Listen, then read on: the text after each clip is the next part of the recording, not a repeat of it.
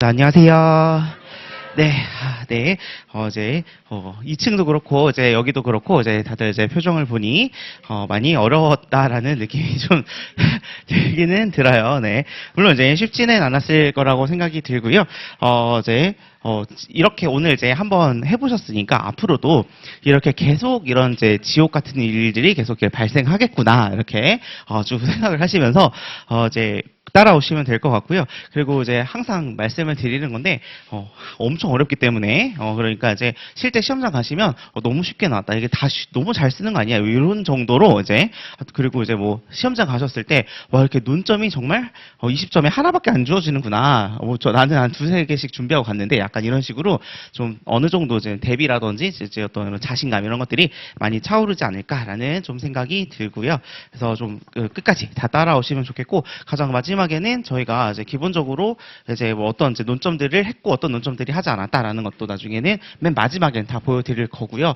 그 다음에 지금 저희가 6월이 아직 6월밖에 안 돼서 저희가 6월, 7월까지 지나야 다른 이제 타깃출들이 좀 나옵니다. 지금까지 나온 게 이제 변시 하나밖에 없어요. 변시밖에 없기 때문에 저희가 6월, 7월 지나야 이제 그 다음에 뭐 감정평가사, 노무사 아니면 입시행시 이런 시험 문제들이 좀 나와요. 이제 후반기에 몰려 있었기 때문에 그래서 그거까지 이제 정리를 해서 그거는 이제 저희가 실전형 때 같이 녹여서 드릴 예정입니다. 여기는 그리고 이제 시험 문제는 작년에 있던 시험 문제랑 거의 유사하게 이제 좀 흘러가요. 그렇기 때문에 작년에 제가 이제 썼던 거 이거 보고 쓰실 수도 있는데 좀 그러면 근데 완전 똑같은 건 아니거든요. 제가 이제 그 기분에 따라서 필에 따라서 이제 어제 밤에도 몇 개 바꾸거든요. 그래서 작년 거 그대로 이제 문제는 비슷해요. 그래서 앞에서부터 한 세 줄까지는 비슷한데 마지막 줄이 바뀔 거예요. 그러다 보니까 똑같이 외워서 쓴다 이러면은 좀 낭패의 점수가 나올 수 있으니 그렇기 때문에 이제 작년 거 보셔서 참고하시는 건 좋지만 그대로 믿고 가시면 안 된다는 말씀도 드리고요. 그다음에 이제 아까 이제 팀장님께서 말씀은 하셨지만 저희가 이제 등수는 저희가 이제 절차로는 저희가 등수는 뒤쪽에 게시하지 않을 생각이에요. 그래서 등수는 이제 그럼 마지막에 어떻게 이제 본인의 위치를 파악하냐라고 하면 이제 제가 이제 그거 대신에 그 통계치를 내서 드릴 겁니다. 그래서 뭐 상위 40%는 몇 등까지다 뭐 이런 것들도 있고요. 그 다음에 뭐 예를 들어 뭐 70점은 몇 명이 70점대는 몇 명, 그 다음에 뭐 60점대는 몇 명, 50점대는 몇 명, 이런 식으로 통계치를 이제 숫자로 드릴 거고, 본인의 점수가 나와 있으니까 거기에 맞춰가지고, 아, 내가 대략적으로 몇 등 정도 되겠구나, 요렇게 판단하실 수 있을 것 같고요. 그 다음에 답안지 앞에다가 등수, 이런 식으로 제가 알아먹을 수 있게끔 표시를 해주면, 그러면 제가 그 답안지는 친절하게도 콕 집어서 몇 등 이렇게 딱 적어 드릴 거니까, 그거는 이제 그렇게 쓰시면 됩니다. 근데 혹여나 내가 깜빡하고 그걸 내지 못했다, 적지 못했다라고 하면, 제가 이제 다음 시간부터는 다 노트북 들고 다니면서 어떻게 이제 첨삭이 이루어졌다 알려드릴 거기 때문에 혹시라도 궁금하면 본인 이제 그 수험 번호만 들고 오시면 제가 바로 이제 찾기로 딱 누르면 바로 이제 등수 뜨게 이렇게 엑셀이 있거든요. 그래서 궁금하시면 그렇게 오셔서 물어보셔도 되고요. 만약 그게 아니다라고 하는 건 하면 이제 그냥 본인의 대략적인 위치 정도만 이제 파악하셔서 쓰시면 되겠습니다. 자, 그리고 여기 지금 프린트가 이제 묶음으로 되어 있는 프린트 그거로 시작을 할 건데요. 그거 중간에 한번 보시면요. 5페이지 정도 보시면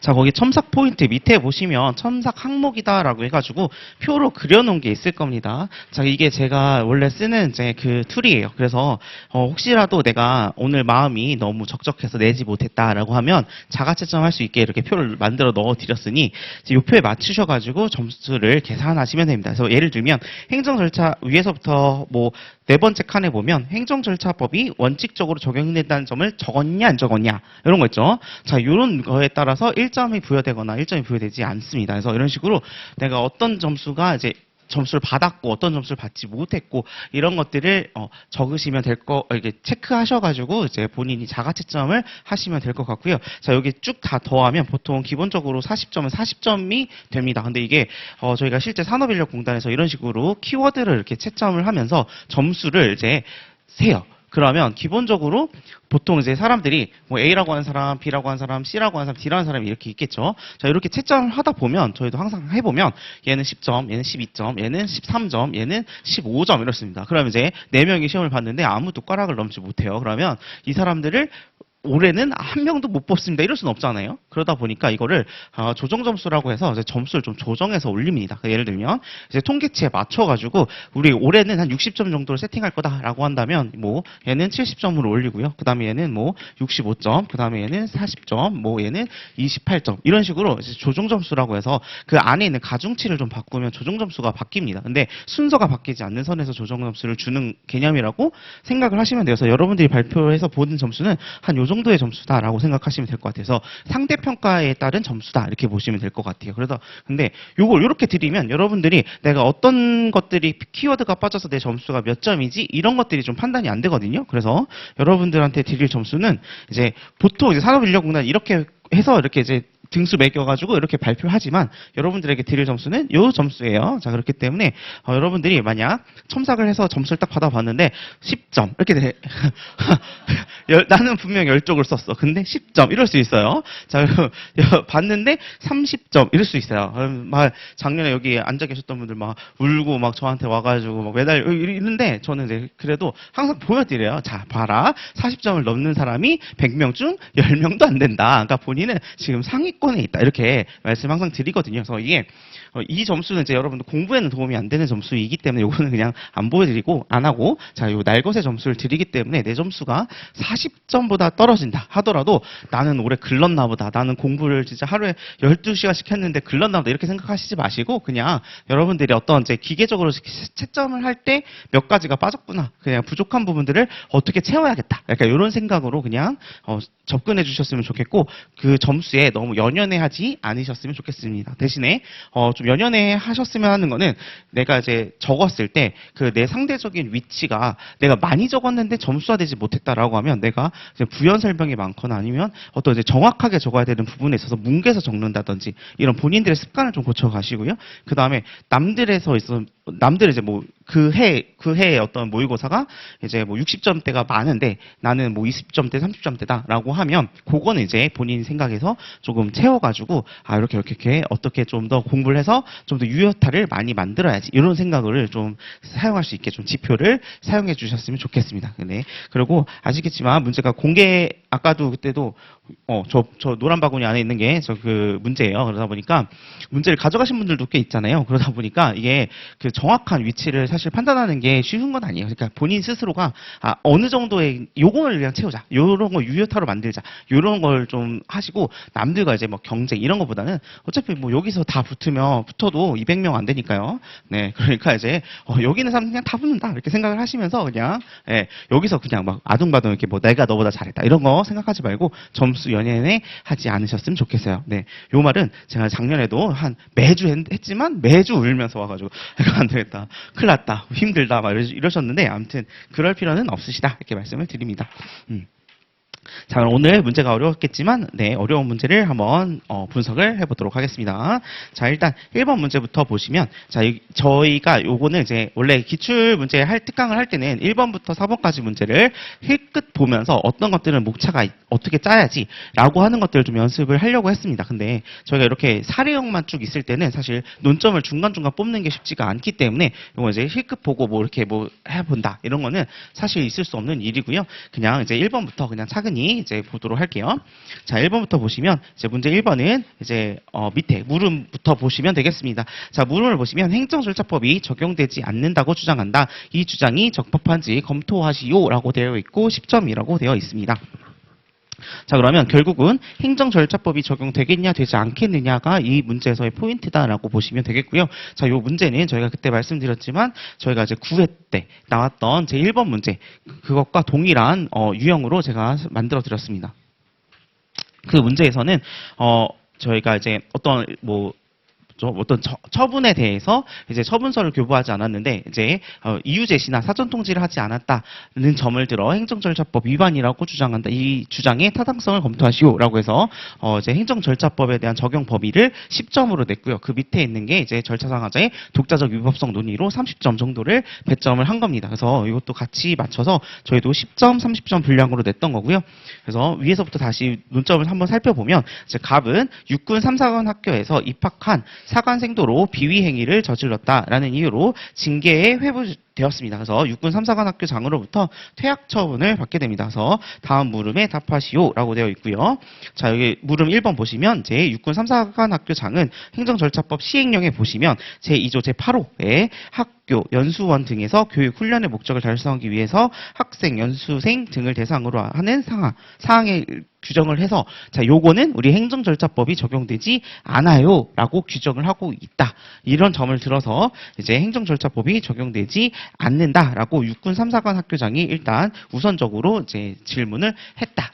주장을 했다. 이렇게 보시면 되겠고요. 그 주장에 대한 타당성을 검토해 보시면 되는 겁니다. 우리가 보시면 이제 행정절차법이 적용되냐, 적용되지 않느냐와 관련해서는 행정부 외의 국가기관의 고유한 행위에 대해서 적용이 되지 않고요. 법적 성질이 다른 경우에도 적용이 되지 않고요. 그 다음에 국가의 이익을 현저 해칠 우려가 있는 경우에도 적용이 되지 않아요. 그 다음에 우리가 이제 군인과 관련해서 병역이라든지 징집, 외국인과 관련해서 출입국, 그 다음에 난민 이런 거 아니면 이제 공무원의 인사와 관련된 징계 절차 아니면 이해 조정을 하는 경우에 대해서는 우리가 거칠 필요가 없다고 인정을 하거나 아니면 거치기 곤란하거나 이에 준하는 절차를 규정하고 있거나 이런 경우에 있어서는 우리가 행정절차법을 배제한다라고 하는 건 행정절차법 제3조에 나와 있는 내용이고요. 이거를 조금 더 구체화해서 시행령 안에는 예를 들면 이제 공정위원회의 어떤 행위에 대해서는 적용되지 않음. 그 다음에 방금 보신 것처럼 학교 연수원 등에서 어떤 징계 절차에 대해서는 적용되지 않음. 이런 식으로 시행령에 좀 세부화되어 있다라고 보시면 되겠습니다. 그래서 그거를 이제 우리가 풀어서 이제 답안을 적어주시면 되고요. 요게 이제 판례는 제 시행령 제2호 제8호 사안이라고 할지라도 우리가 필요가 없거나 아니면 준하는 절차를 거쳤거나 이런 등의 사안이 있다라고 한다면 우리가 이제 행정절차법이 적용되지 않아요라고 이렇게 판단을 하고 있습니다. 그래서 우리가 그 부분까지도 이제 현출을 해주셔야 된다라는 거고요. 저희가 이 문제는 저번 시간에 봤던 알고리즘 사례집 있죠. 거기 160페이지에 나와 있는 이제 2016도 333339 요 판례 요거를 이제 문제로 냈다라고 보시면 되겠습니다. 네. 자, 그리고 네. 저 죄송한데 잠시만요. 제가 요거 프린트가 이제 답안지 프린트가 여기 뒤에 있는 줄 알고 하나만 갖고 왔는데 답안지 프린트가 없네요. 네. 감사합니다. 네. 네. 그래서 그거 이제 보셔가지고 이제 답안을 작성하시면 되는데 자, 일단 먼저 들어가기엔 자, 여기 1번 문제를 보시게 되면 1번 문제는 행정절차법이 적용되냐 해서 적용 범위라고 보시면 되겠고요. 자, 맨 처음에는 우리가 논점의 정리 요걸 적어 주시고요. 그 다음에 이제 세 번째 사안의 해결 이렇게 들어가야 됩니다. 근데 우리가 한쪽 안에 이제 이 분량을 다 적어야 되다 보니까 기본적으로 두 번째 들어가는 우리가 적용 범위. 자, 요거는 우리가 핸드북이나 아니면 저희가 기본서에 나와 있는 것처럼 길게 좀 쓸 수는 없습니다. 그래서 우리가 여기는 그냥 한 문단으로 우리가 일단 3개 요거는 다 적어 주셔야 됩니다. 일단 기본적으로 어떤 행정부 외의 국가기관의 고유한 행위에 대해서는 행정절차법이 적용되지 않아요. 그 다음에 법적 성질이 달라요. 그 다음에 우리가 이제 하나 더 보시면 이제 우리가 이제 국익을 이제 심하게 해칠 수 있는 우려가 있어요. 이런 경우에는 적용되지 않아요. 적어 주시고요. 그 다음에 구호에 있는 구호 사유 적어주시면서 우리가 곤란한다든지 필요가 없다든지 아니면 준하는 절차를 거쳤다든지 이런 내용을 적어주시고요. 자, 그다음에 사안의 해결 안에다가 우리가 이 안에다가 기본적으로 판례의 내용을 적어주시고 자, 판례는 해당 사안에 있어서 우리가 이제 준하는 그런 절차를 적용하고 준하는 절차를 이제 인사법령 훈령에 정하고 있지 않기 때문에 우리가 이런 경우에는 우리가 절차법이 적용이 된다.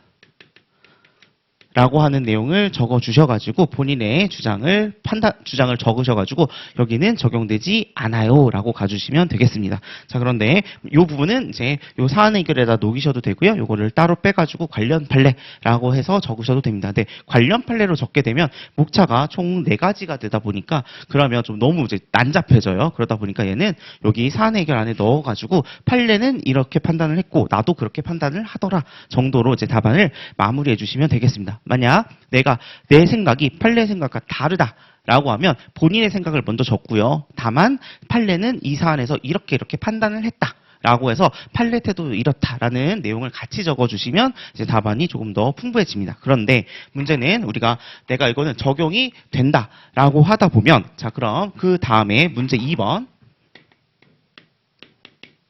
에서는 우리가 이제 대리인 규정이죠. 자 여기에서 행정절차법 안에 있는 대리인 규정이 적용이 되면서 대리인을 참여권을 제한한 이 처분에 대해서는 우리가 위법함이라고 해서 행정절차법 안에 있는 논점을 끌어다가 써야 됩니다. 그렇기 때문에 우리가 만약 판례 태도와 다르게 적용되지 않음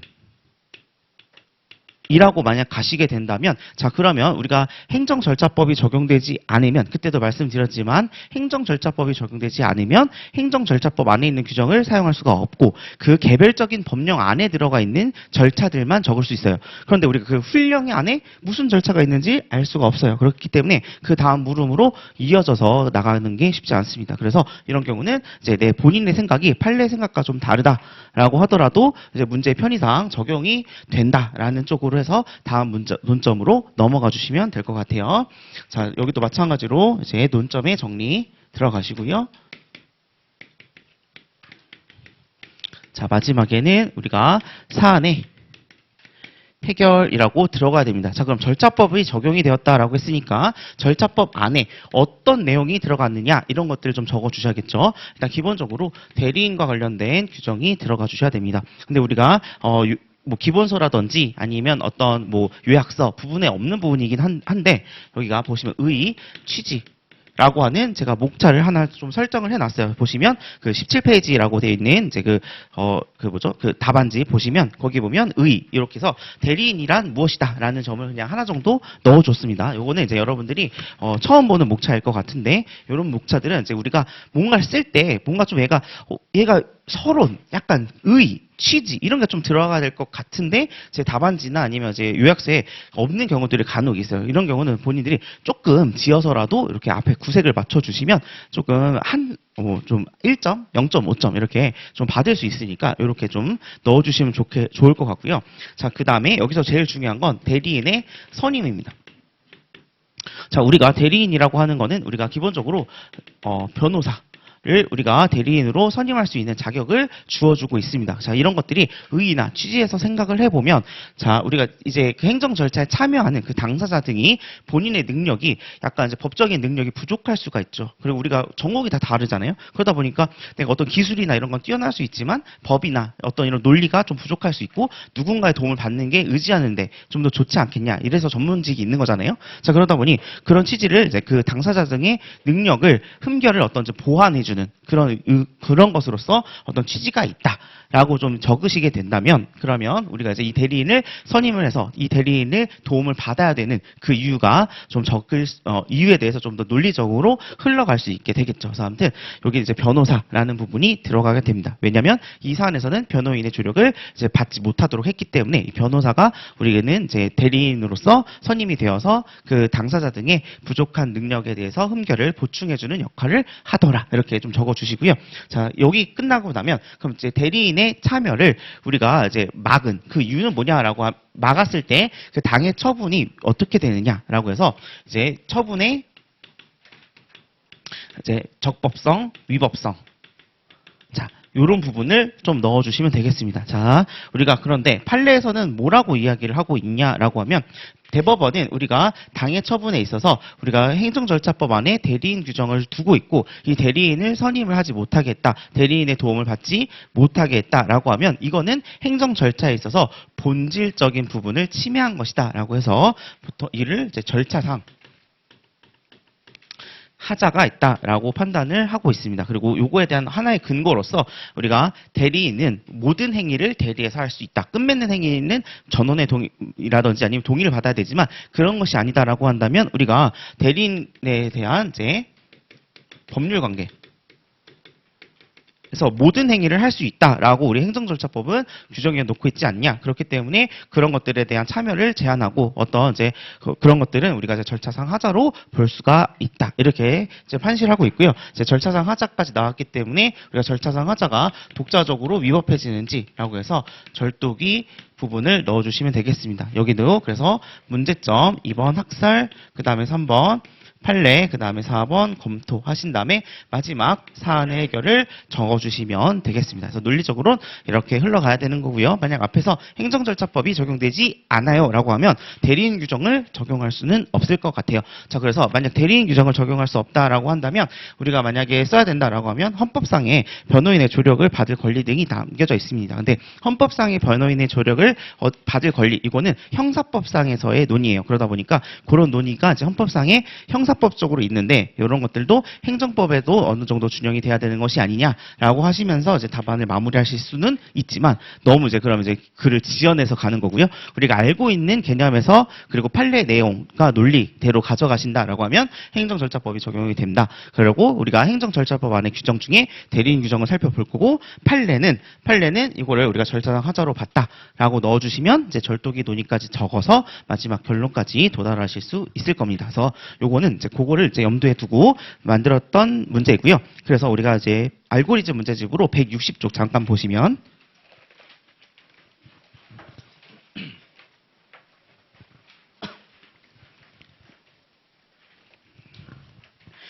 네, 그래서 이제 오른쪽 밑에 하단부를 보시면 2016도 33339 판례 보시면 밑줄을 보시면 행정절차법의 적용이 제외되는 경우로 규정을 하고 있다. 하지만 교육과정과 내용의 구체적인 결정, 과제의 부과, 성적의 평가, 공식적 징계에 이르지 아니하는 질책, 훈계 이런 이제 교육이나 훈련 목적을 달성하기 위해서 행하는 사안들에 대해서만 행정절차법을 제외하고 있더라. 따라서 생도에 대한 퇴학처분과 같이 신분을 박탈하는 징계처분은 여기에 해당하지 않기 때문에 그리고 이제 징계 절차 안에는 어떤 준하는 절차들을 규정하고 있지 않기 때문에 이런 경우에 행정절차법이 적용되는 것이 맞다라고 보았고요. 자, 그 다음에 뒤쪽으로 넘어가셔가지고 우리가 대리인 규정 보시면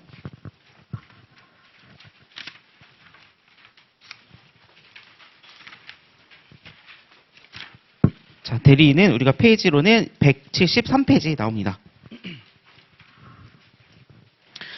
자, 그래서 오른쪽을 보시게 되면 자, 변호사의 조력을 방해했다면 이는 절차적인 정당성이 상실됐다 이렇게 표현하고 있고요. 판례 요지를 보시면 육군 3사관 학교의 사관생도에 대해서 징계 절차에서 징계 심의 대상자가 대리인으로 선임한 변호사가 징계위원회 심의에 출석해서 진술하려고 했음에도 불구하고 징계권자나 그 소속 직원이 변호사가 징계위원회의 심의에 출석하는 것을 막았다라고 한다면 징계위원회의 심의 의결의 절차적인 정당성이 상실된 것이 라고 보아야 되고 그래서 그 징계 의결에 따른 징계 처분은 위법하기 때문에 원칙적으로 취소되어야 한다라고 해서 절차적인 정당성이 상실된 경우다라고 보시면 되겠습니다. 그래서 이 판례 이제 어떤 논리 흐름대로 절차상의 하자로 가져가신 다음에 정당성이 이제 결여된 거니까 이제 절도기 논의를 통해서 위법하고 위법성의 정도는 중대 명백설에 따라서 취소 정도의 하자이다까지 점을 정리해 주시면 되겠습니다. 근데 이 문제가 이렇게도 한번 나올 수가 있고요. 그 다음에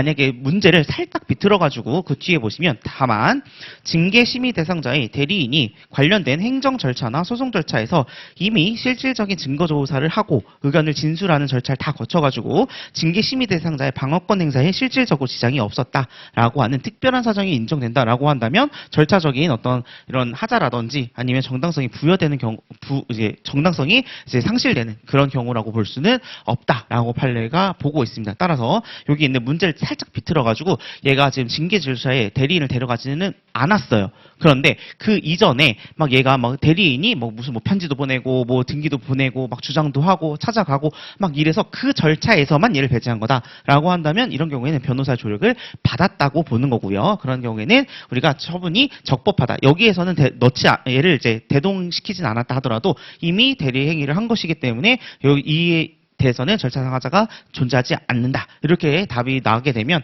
여기는 이제 절도기로 갈 것도 사실 없는 거죠. 그러면 적법함 여기서 끝나게 되겠죠. 자, 그러면 문제가 조금 이제 배점이 좀 달라질 수가 있습니다. 그런 경우에는 우리가 이게 10점, 30점이 아니라 한 20점, 20점 정도로 쓸 수 있을 것 같아요. 그래서 20점 정도가 나오면 두 쪽을 써야 되니까 그럴 때는 우리가 행정절차법에 대한 적용 범위를 이렇게 단순하게 짧게 쓰지 말고 제가 기본서나 아니면 요약서에 있는 것처럼 좀 늘려서 두 쪽에서 쓰시고 그 다음에 여기 대리 본인 쓰시고 그 다음에 이런 경우에는 우리가 이 절차에서만 참여한 게 아니다라고 하면 정당성이 인정이 되기 때문에 절차상의 하자는 없고 당해 처분은 적법함 해서 끝을 내주시면 이 부분도 마무리가 될 것 같습니다. 그래서 이렇게 두 가지 패턴으로 나올 수 있으니까 이거 잘 공부해 주시면 될 것 같고요. 그래서 이제 내년에는 이렇게 바꿔서 내겠죠. 그래서 이런 식으로 계속 바꿔서 낼 거니까 이제 그대로 외우시면 안 되고요. 그래서 이제 요 프린트, 요 이제 세로로 된 프린트를 보시면 이제 사례 해결 로직 이렇게 보시면 이제 왼쪽과 오른쪽 로직을 같이 나눠서 넣었습니다. 그래서 왼쪽에 있는 로직은 이제 판례 태도대로 행정절차법이 적용이 되더라. 그렇기 때문에 이제 대리인의 조력을 받지 못한 채 행해진 퇴학처분은 위법하며 절차적으로 정당성이 상실되어서 절도기 논의를 통해서 위법함으로 내려가시면 되고요. 혹시라도 적용되지 않음이라는 거에 꽂혀서 적용되지 않음이라는 결론을 냈다라고 한다면 오른쪽에 있는 로직대로 따라가셔야지 여기서는 이렇게 갔다가 왼쪽 오른쪽에 왔다 갔다 하면 이제 그러면 논리성이 없어 보이고 그러면 이제 점수로 환산되지 않는다 이렇게 보시면 되겠습니다. 그래서 아무튼 그 사안 해결까지 그 로직에 맞춰서 답을 적어주시면 되겠고요. 그 다음 장에 있는 건 관련된 판례를 넣어드린 거고요. 자, 그다음에 5페이지에는 첨삭 포인트라고 해서 우리가 이제 논점의 정리 관련해서 해당 사안이 어떤 점에 문제가 됐는지를 표현했다 하면 2점이고요. 적용 범위와 관련해서 원칙적으로 적용된다는 부분은 꼭 적어주셨으면 좋겠습니다.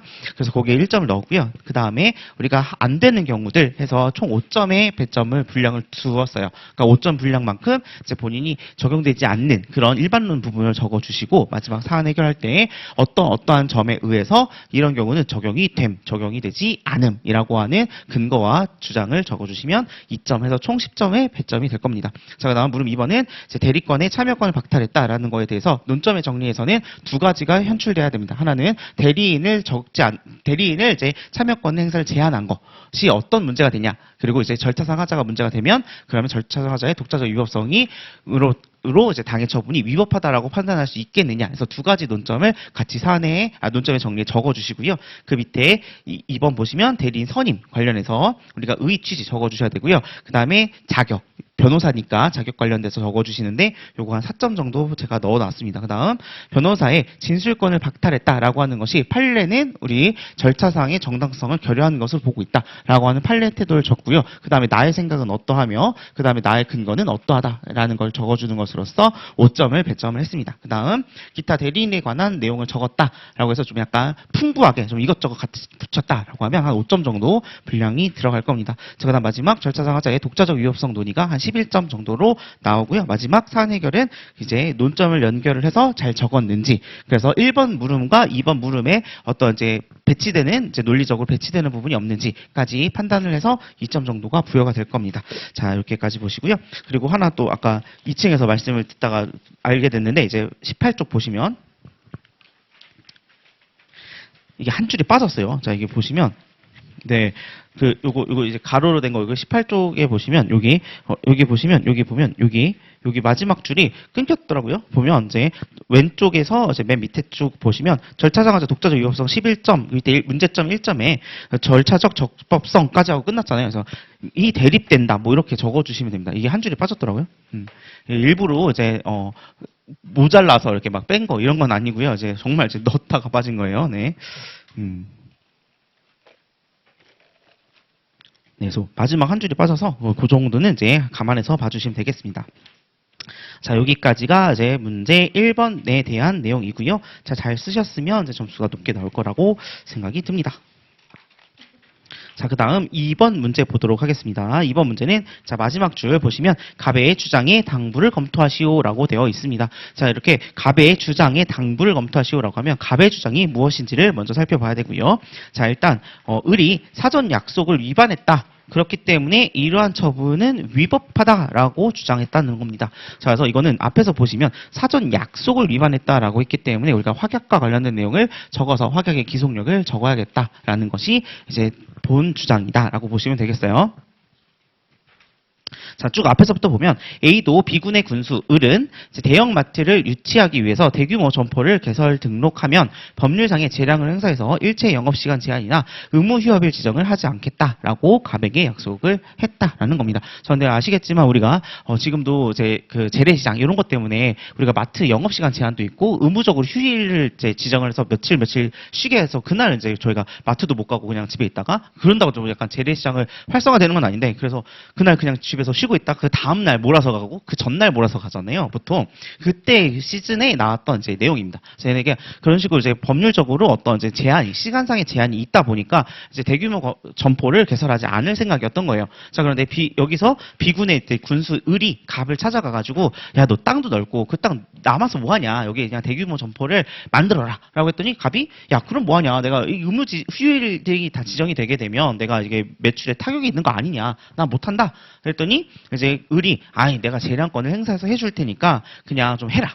이렇게 된 거예요. 그래서 지금 이 말을 믿은 갑이 이제 을에게 대규모 점포의 개설 등록을 신청을 했고 개설이 결국 된 겁니다. 자, 그런데 개설 등록 이후 을은 오전 0시부터 오후 8시까지 영업시간을 제한을 하고 매월 둘째 주와 넷째 주 일요일을 의무휴업이라고 해서 지정을 해버리는 처분을 해버린 겁니다. 자, 그래서 을이 사전 약속을 위반했으니 이러한 처분은 위법하다라고 이제 주장을 했던 사안이고 이거에 대한 당부를 판단하는 것이 이번 문제라고 보시면 되겠습니다. 자, 기본적으로 우리가 문제 2번은 자, 여기는 지금 을이라고 하는 애가 이제 행정총으로 나오게 되는 거고 갑이라고 하는 애가 이제 당사자로 이제 나오게 되는 경우다. 이렇게 보시면 되겠고요. 자, 여기는 기본적으로 여기서 이제 영업시간 제한하는 처분을 하는 겁니다. 자, 이 처분이 적법한지를 살펴보는 거고요. 자, 요거에 앞서서 을이 갑에게 약속을 합니다. 이 약속을 우리가 확약이다라고 부르고요. 이 확약에 기속력이 인정이 된다라고 하면 확약은 약속이니까 약속을 지켜야겠죠. 그래서 약속을 지킬 수 없는, 그러니까 다시 말하면 이 확약이 처음부터 위법했다. 라든지 혹은 이 확약 자체가 어떤 이제 사정이 바뀌어서 이제 확약을 지킬 수 없는 약속을 지킬 수 없는 그런 사정이 변경되었다라고 한다면 그런 경우가 아니다라고 하면 이 약속은 지켜져야 된다라는 게 이제 확약에서의 내용입니다. 그래서 그 내용을 가지고 이제 이 영업시간 제한과 관련된 내용을 적어주시면 되겠고요. 그래서 기본적으로 이 문제는 논점의 정리 이고요. 마지막 이제 자, 근데 이 문제가 조금 어려운 게 내가 처음부터 어디서부터 어디까지를 적고 들어갈 건지를 이제 좀 상정을 해주셔야 여기까지 이제 논점의 정리랑 마지막까지 갈 수 있는 좀 제가 이번에 낸 것 중에 제일 어려운 문제라고 보시면 될 것 같아요. 자, 예를 들어 자, 그래서 여기가 만약 확약 약속 이런 게 다 나왔기 때문에 확약이라고 하는 거는 이제 논점에서 바로 보이는 논점이다 보니까 그냥 확약만 사실 쓰셔도 되긴 합니다. 확약의 쓰시고요. 2번 확약의 방식은 우리가 문서로 해야 하더라라는 게 나오고요. 세 번째 확약의 효력인데 효력에 있어서 원칙적으로는 이제 기속력이 발생을 하게 된다. 그래서 이거는 구속력이라고도 하기도 합니다. 자, 그래서 이 확약의 약속에 따라서 이 약속을 지켜야 되고 이 약속을 지키지 않은 후행 처분은 위법하다라는 게 이제 기속력에 대한 내용이라고 보시면 되겠고요. 자, 그런데 우리가 예외적으로 아까 말씀드렸던 것처럼 사정이 변경되었다든지 아니면 이 확약 자체가 처음부터 위법하다라고 하면 이 기속력을 인정해 줄 수가 없는 거죠. 그러니까 이 약속에 반했다 하더라도 위법하지는 않는다. 이런 내용으로 꾸려주시면 되겠고요. 자, 그럼 여기에서 자 사안의 해결 한번 만약에 보신다라고 하면 만약에 여기서 자, 이 확약이 적법하다 라고 하면 우리가 그 후행하는 이 처분에 대해서는 당연히 이 처분이 위법하다. 그러니까 확약의 기속력을 반했기 때문에 이 후행 처분은 약속을 어긴 거니까 위법한 거야. 이렇게 쓰시고 이제 결론을 내려주시면 되는 겁니다. 사실 여기는. 그런데 이제 혹시라도 이제 제가 요 문제를 좀 내드렸던 거는 이제 이거랑 이제 뒤에 있는 이제 그 신뢰보호 원칙이랑 만약 같이 연결이 된다라고 하면 어떻게 적어야 되냐라는 걸 좀 보여드리려고 문제를 좀 냈던 거고요. 만약 이렇게 적법하다라고 하면 당연히 당해 처분은 위법해진다. 그래서 끝나면 되는 거고요. 근데 혹시라도 이게 지금 약속을 했다는데 약속을 구두로 했는지 문서로 했는지 뭐 이런 내용들이 사실 나오진 않아요. 그래서 예를 들어 방식은 문서로 해야 적법한 확약이 되어서 기속력이 발생을 할 건데 만약 이 약속을 구두로 했다라고 하면 이제 확약 자체가 이제 방식을 위반한 것으로서 확약의 기속력을 인정해주기 좀 어렵겠죠. 자, 그렇기 때문에 만약 이제 기속력이 없다라고 하면 이 처분은 당연히 적법해질 수 있다는 거죠. 자, 그러면 이 확약에 대해서 이 앞에 기속력이 없지만 이 약속을 확약은 아니지만 그럼 이걸 선행조치 로 만약에 보게 된다면 자 선행조치로 봐서 자 갑에게 내가 이렇게 영업시간을 제한하지 않을 거야 라고 약속을 했고요. 그거를 믿고 갑은 이제 신뢰를 하고 이 신뢰가 보호가치가 있고 그 다음에 얘가 한 것은 그냥 점포를 개설한 거죠. 했고 이 사이에는 인과관계가 있잖아요. 그런데 이게 반환 처분을 했으니 이 반환 처분은 위법함. 이런 식으로 해서 적게 된다면 이제 그럼 신뢰보호 원칙과 같이 연결될 수 있기 때문에 혹시라도 이게 문서로 하지 않았기 때문에 기속력이 발생하지 않아서 이거를 이제 확약의 기속력을 인정해 줄 수 없다 하더라도 우리가 신뢰보호의 원칙에 따라서 1의 취지, 2 요건, 그 다음에 3 한계, 그 다음에 4 효력, 그 다음에 5 사안 해결 적어주시면 자 아까 보신 것처럼 요건이 다 충족을 하고요. 그 다음에 만약 한계에 걸리지 않는다라고 한다면 당해 처분은 이게 확약으로서 효력을 발생하지 않는다 하더라도 선행조치를 우리가 봐줘서 이제 이 영업 시간을 제한한 처분은 위법함 약간 이런 식으로 두 개가 연결될 수 있어요. 이렇게 연결해서 쓰시면 되는 문제라고 보시면 되겠고요. 여기까지가 이제 총 20점으로 제가 생각을 한 거라서 만약 여기까지만 쓰시면 한 10점 정도 나올 거고요. 여기까지 써주셔야 20점 나올 것 같아요. 자, 그리고 마지막 요 사안 해결들을 봤을 때 뭐 예를 들어 뭐 당에 어떤 이제 확약으로서의 뭐 효력이 발생한다. 그리고 혹은 확약으로 보지 않더라도 뭐 신뢰보호 원칙에 반하는 처분으로서 위법하다. 따라서 위법하다. 이런 식으로 논리가 맞으면 이제 전반적으로 점수가 다 들어갈 거고요.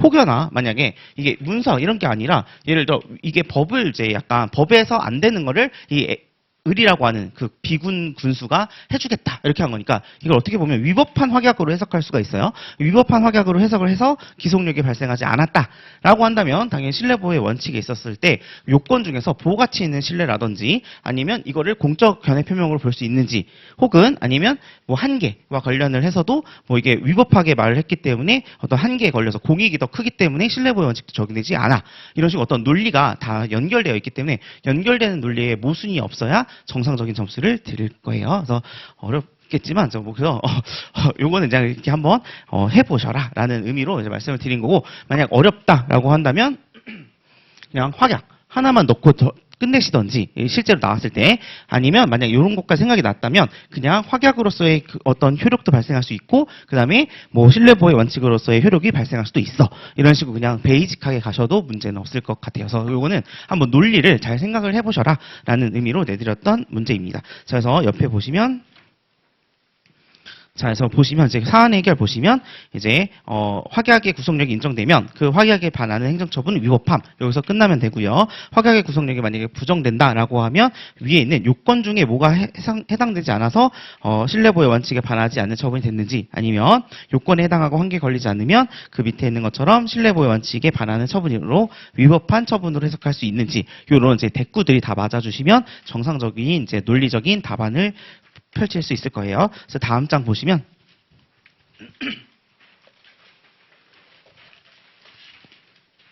자, 그래서 밑에 있는 것도 마찬가지로 이제 사전 약속을 확약으로 봤다. 그래서 확약의 기속력이 발생한다라고 하면 7점이 배점이 될 거고요. 그 밑에 신뢰보호 원칙까지 적어주시면 총점 10점까지 내려올 수 있을 것 같습니다. 그래서 이렇게 약속, 약간 이런 거에 포커싱을 맞춰가지고 이제 문제가 나오게 된다라고 하면 확약 써보시고 확약이 안 됐을 때는 신뢰보호 원칙도 적용할 수도 있겠다 정도까지는 같이 보시면 되겠습니다.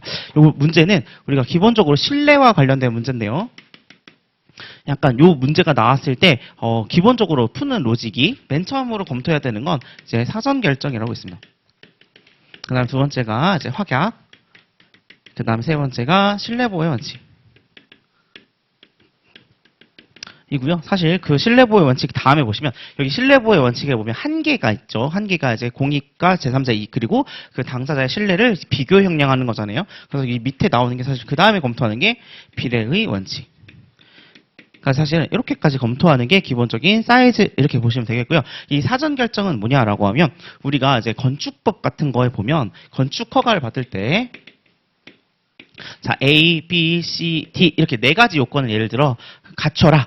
갖추면 건축허가를 내려주겠다라고 돼 있는데 자, 이게 만약에 20개, 30개 이렇게 되면 건축 허가를 20, 30개의 허가를 다 준비를 해서 올렸는데 절대 안 되는 게 한두 개가 있단 말이에요. 그러면 이제 건축 허가가 안 나오겠죠. 자, 그럼 얘가 들인 시간, 비용 이런 것들이 아깝기 때문에 우리가 사전 결정이라고 해서 이제 미리 정말 중요한 것들, 핵심적인 것들, 고칠 수 없는 것들 이런 것들을 미리 결정을 받는 것을 이제 사전 결정 제도라고 불러요. 그래서 이런 것들이 요걸 만약 여기서 사전 결정해서 오케이 떨어지게 되면 나중에 건축 허가를 할 때 특별하게 바뀐 사항이 없다라고 하면 그대로 효력을 인정해주고 나머지들만 심사를 해라라는 게 사전 결정에 대한 제도인데 이게 이제 요거인지 먼저 검토를 하고요. 요게 아니다라고 하면 확약을 검토하고요. 확약이 아니다라고 하면 그 확약을 이제 선행 조치로 해석을 해서 실내보호 원칙 적용할 수 있는지 살펴보고 그다음 마지막에 비례 원칙까지 살펴보는 게 기본적인 사이즈인데 저희 시험에서 나올 수 있는 부분은 딱 요 정도인 것 같으니까 요 정도만 일단 암기해 주시면 될 것 같고요.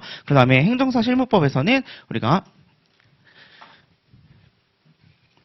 비례 원칙까지 있기 때문에 요렇게 나올 수 있으니까 요거는 버리시고 자 요렇게 사이즈 순서는 요렇게 순서가 된다 정도로만 알고 계셨다가 논리적으로 우리가 확약에서 멈출 건지 아니면 확약이 아닌데 실내보호 원칙까지 갈 건지 우리는 요 정도까지만 생각을 하셔가지고 미리 다 문제를 딱 봤을 때 내가 이거는 확약만 쓸 거야. 내가 이거는 실내보호 원칙만 쓸 거야. 내가 이거는 확약에서 실내보호 원칙까지 같이 쓸 거야. 이런 것들을 시험 보실 때 조금 생각을 하신 다음에 들어가시면 좋을 것 같습니다. 만약에 너무 힘들다라고 하면 그냥 약속 나왔다. 그러면 이제 확약만 쓰시고요. 그 다음에 약속이 아니라 뭔가 약속이라는 이제 확정적인 표현, 뭐 확약 이런 단어들이 보이지 않는다라고 하면 그냥 실내보호 원칙만 쓰겠다라는 정도로 두 가지만 구분하셔가지고 가져가셔도 크게 문제는 없을 것 같아요. 그래서 이거는 우리가 약속, 확약 나왔다 그러면 그냥 확약을 쓰고 그게 아니다 그러면 실내보호 원칙을 쓰겠다 이렇게 정리하셔도 되고요. 그게 아니라 내가 조금 더 이제 머리에 공간이 있고 논리적으로 이해가 된다 저 말이 그러면 이제 이 두 개를 같이 쓰는 연습을 좀 해보시고 이렇게 요거는 이제 본인의 이제 능력에 따라서 좀 취사 선택하시면 되겠습니다. 자, 그다음 문제 3번이요.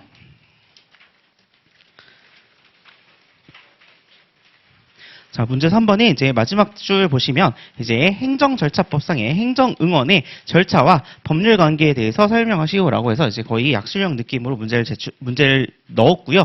자, 이 부분에 대해서는 우리가 잘 쓰실 수 있을 겁니다. 앞에서부터 읽어보면 행정청이 적법하게 행정대집행의 방법으로 건물 철거 의무의 이행을 시행할 수 있다라고 하면 이제 건물 철거 대집행 과정에서 부수적으로 건물의 점유자들에 대해서 퇴거 조치를 할 수 있습니다. 건물 부셔야 되는데 거기 사람이 살고 있으면 좀 너 나가라. 이래 부시지. 그 사람 살고 있는데 부시면 죽잖아요. 그죠? 그러니까 이제 나가라라고 해서 부수적으로 퇴거 요청을 할 수 있는데 점유자들이 적법한 행정 대집행을 위력을 행사해서 방해할 수도 있습니다.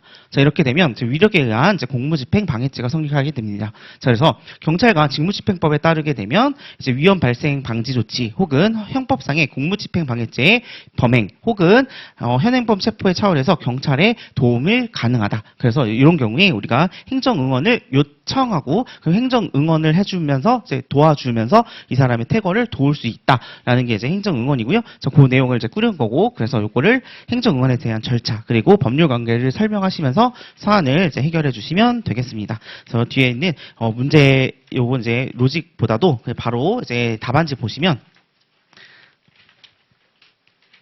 자, 위에 이제 그래도 사례형처럼 생겼으니까 이 답안지 이제 가로로 된 답안지 보시면 여기에서 우리가 이제 논점에 정리해서 이제 원활한 수행을 위해서 서로 한다라고 하는 협조 의무를 규정하고 있다. 그래서 협조 의무를 이제 보니까 이제 문단에 좀 잘 안 들어가가지고 그냥 논점에 정리해 넣었어요. 근데 아무튼 쓰실 때는 협조 의무부터 쓰시고 시작하시면 됩니다. 이거는 그래서 협조 의무가 들어가고 그 다음에 이제 행정청이 이제 경찰관에게 행정응원을 요청할 수 있는지를 살펴보겠다. 쓰신 다음에 행정응원의 개념은 행정응원은 도와주러 오는 거예요. 행정응원을 요청하면 그거에 따라서 응해서 도와주러 오는 게 행정응원입니다. 이거 반대로 쓰시면 안 돼요. 예를 들어 대등한 행정과정 관청 상호 간에 직무 수행상 필요한 특정 행위 또는 일반적 협력을 다른 관청에 요구하는 것을 행정응원이라고 한다. 이러면 안 되고요. 요구하는 것은 행정응원의 요청이고요. 그 다음에 그거에 응해서 도와주러 오는, 응하는 협력 행위를 우리가 행정응원이다라고 부릅니다. 그래서 개념을 정확하게 적어주시고 요청 사유는 우리가 내가 법률상에 내가 어떤 권한이 없고 권한이 있는 자에게 도움을 요청하는 거, 혹은 사실상의 이유로 저쪽에 전문 인력을 쓰는 거, 혹은 저쪽에 전문 자료가 있는 경우, 혹은 저쪽에 전문 기관이 있는 경우, 혹은 저쪽 행정청에서 하는 것이 보다 능률적이고 경제적일 때, 이럴 때 행정응원을 요청할 수가 있고요. 요청을 받은 행정청은 그럼 도와주러 와야 되죠. 근데 거절할 사유가 없으면 협조 의무가 있기 때문에 도와주러 와야 됩니다. 그래서 우리가 거절할 수 있는 사유를 규정하고 있는데 두 가지가 있는데, 하나는 나보다 다른 데다가 요청하는 것이 더 보다 능률적이고 효율적이다. 혹은 내가 그거를 도와주게 되면 내 일을 못한다. 이 두 가지가 있죠. 그 두 가지가 아니다라고 한다면 도움을 주러 와야 되더라라는 거고, 도움을 오게 됐다. 그러면 행정청에 있어서 행정응원을 그러니까 요청한 쪽에 지휘 감독을 받고요. 돈도 요청한 쪽에서 비용을 부담합니다. 자, 그런데 예외적으로 법률에서 저쪽에서 지휘 감독을 해야 된다. 저쪽이 더 전문적이다라고 했을 때는 이제 법률에 따라서 저쪽이 이제 지휘 감독을 하게 되고요. 혹은 비용과 관련해서도 얘가 도와주러 왔지만 비용은 좀 나눠서 쓰자라고 한다면 이제 협의에 따라서 분담 부분을 정할 수 있다. 뭐 이런 내용까지 같이 적어주시면 되겠고요. 사안 해결만 보시면 경찰관 직무집행법에 근거해서 위험 발생 방지 조치 또는 범행 방지 내지는 현행범의 체포 차원에서 법령 등의 독자적인 수행이 어려운 경우에 해당할 수 있다. 그렇기 때문에 응원을 이제 요청할 수가 있고, 그럼 저쪽에서 거부 사유가 없다라고 한다면 이 응해서 도와줘야 되고, 도와줬을 때는 우리가 요청한 쪽에서 지휘 감독하고 비용을 부담하는 것이 원칙이다 정도로 이제 적어서 마무리해 주시면 해당 문제가 마무리가 될 겁니다. 요것도 이제 우리 세로로 된 그 프린트에 있는 거 13쪽처럼 이제 보시면 첨삭 항목들 다 정리가 되어 있으니까 그런 부분에서 좀 부족하다라고 하면 제가 이제 점수를 안 드릴 거예요. 그러니까 이제 이런 내용들이 다 들어갔는지 이렇게 한번 꼼꼼하게 살펴보시면 되겠습니다. 자, 다음 마지막 문제요. 자, 마지막 문제는 우리가 고지와 관련된 내용이고요. 마지막 줄 읽어보시면 을이 행정절차법상의 일정한 사항을 고지하지 않았음에 따른 이 사건 처분이 적법한지에 대한 여부를 검토하고 이러한 고지 절차를 이행하지 않은 경우 효과를 설명하시오 라고 되어 있습니다. 앞에서부터 보면 갑은 A군 소재의 농지에서 농업 경영을 하던 중에 양돈업을 하고자 2021년 11월 30일 A군의 군수 을에게 건축 허가를 신청합니다. 축사 만들겠다라고 한 거죠. 그랬더니 을이 이 축사 예정 부지가 가축 사육 제한 구역에 해당하기 때문에 여기서는 축사를 건축할 수 없다라고 해서 거부 처분을 한번 합니다. 근데 거부 처분을 할 때 있어서 이게 행정절차법 및 행정심판법상의 처분의 상대방이 알려야 하는 뭐 이런 여러 가지를 알리지 않은 겁니다. 그래서 고지제도를 행정절차법에 규정되어 있는 고지제도를 이행하지 않았을 때 당해 처분이 위법해지겠는가라는 것이 논점이 되겠고요. 그 내용을 이제 논점의 정리에다가 적어주시면 되겠습니다. 자, 그래서 고지제도 같은 경우에는 일정한 사실을 알리는 거고, 알림으로 인해서 저쪽에게 이제 당사자, 국민들에게 어떤 구제 절차가 있는지를 알려주는데 취지가 있다라고 보시면 되겠고요. 자, 여기서 중요한 거는 고지하자가 위법 사유가 되는지, 이게 제일 중요합니다. 근데 이제 우리가 판례는 대법원의 입장은 뭐냐라고 하면 우리가 행정행위를 구성하는 것들이, 적법성을 구성하는 것들이 주체, 그 다음에 내용, 절차, 그 다음에 형식인데요. 자, 이것들 중에 어떤 것도 해당하지 않는다. 당의 행정행위를, 그 행정행위를 함에 있어서의 그 절차에 뭐 잘못된 것도 없고 단순히 알려주지 않은 거에 불과하다라고 하는 좀 약간 좀 시대착오적인 그런 좀 약간 거예요. 약간 조금 더 이제 판례가 좀 바뀌거나 아직 뭐 이제 전원 합의체로 바뀌게 되면 좀 수정될 수도 있는 부분인데, 아직까지는 이제 고지를 하지 않았다 하더라도 이게 위법 사유가 되지 않는다라고 보는 게 판례 태도니까 요 입장에 맞추셔가지고 그 답안을 작성하시면 되겠습니다. 아무래도 이게 우리가 이제 법에서 보시면 이제 판단하는 것 중에 하나가 법률에 대한 무지는 용서하지 않는다라는 이제 대원칙 같은 게 있어요. 그러니까 법률을 모르고 산다라고 하는 거는 그건 어떤 너의 변명거리가 되지 않아라는 게 기본적인 법학에서 입장이거든요. 그렇기 때문에 이게 알려주지 않았다 하더라도 네가 알고 있었어야지, 약간 이런 취지라고 보시면, 자, 따라서 이제 고지제도를 이행하지 않았다 하더라도 네가 모르는 것이기 때문에 위법하지 않아라는 게 판례 태도라고 보여집니다.